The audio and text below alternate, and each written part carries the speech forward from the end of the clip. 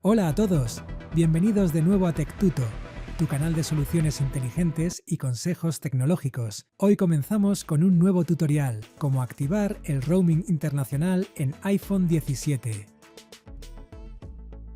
Pulsa Ajustes. Pulsa Datos móviles.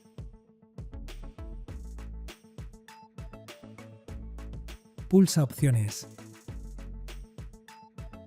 Pulsa el indicador junto a itinerancia de datos para activar o desactivar la función.